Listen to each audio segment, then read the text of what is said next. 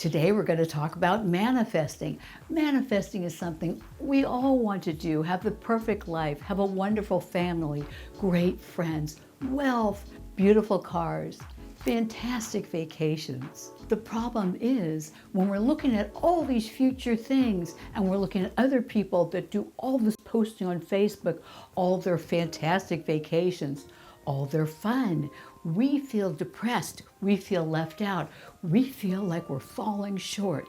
The secret to manifesting is all about manifesting in the future, looking at that future, but not being happy in the now because we want to always be striving for something better. We're not there yet until we reach that better thing. How can we possibly realize happiness?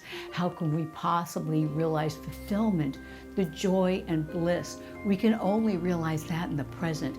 When we work so hard on manifesting, put that focus on the future, the ego gets all excited because it wants to keep your focus off the present. The present is the only place where these miracles can actually occur, where your happiness can occur, where your joyfulness can happen and be realized.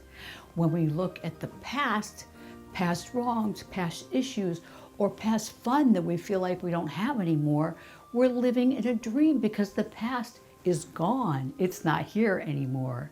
And we look in the future, the potential, it's not here either. So again, we're living in a dream.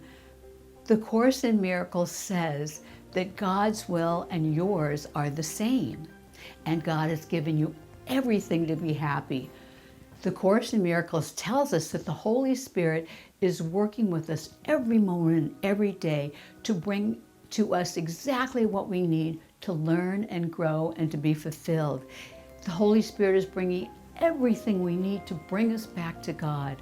I love A Course in Miracles. There's many ways to God and many beautiful ways to God, but the Course in Miracles makes it clear and very obvious what we need to do. It tells us to look out for the ego. The ego was what we made to maintain the separation, to believe that we are superior or inferior to other people, to believe that we have a lot to do to reach that elusive point in the future when we can be the big mogul, when we could be the beautiful married woman, when we could have the perfect boyfriend or girlfriend. So where are we in the present? In the present, we're falling short.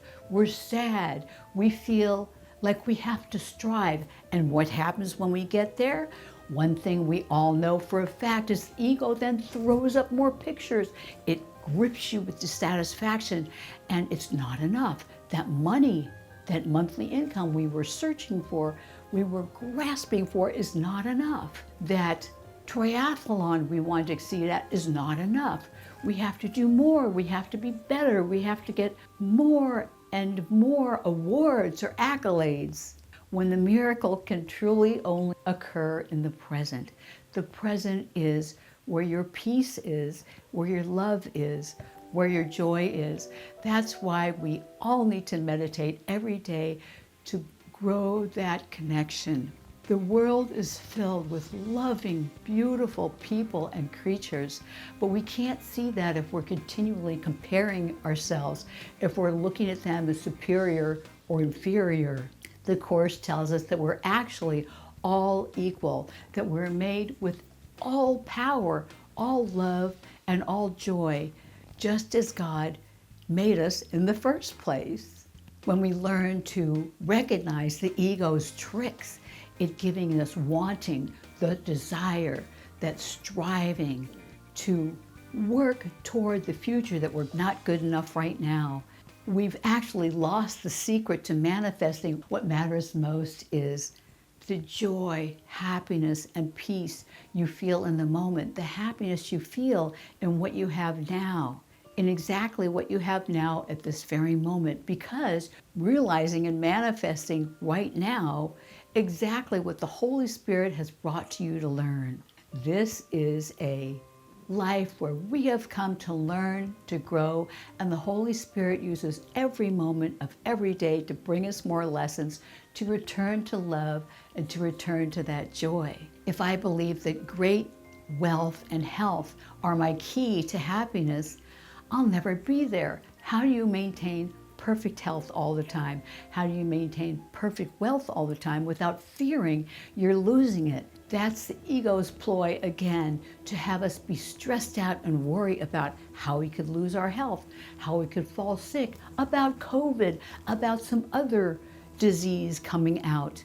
And also wanting to avoid things, wanting to be stressed out. We've seen all these wealthy and influential people out there get all these weird phobias because they're so afraid of losing things. Or people like Musk, they're always striving for something bigger, having to grab for the next big company, always in the news. All the stress of that. The fact is that God gave us everything we need and is leading us right now and every day to learn, to grow. And love is the fact of everyone in the world.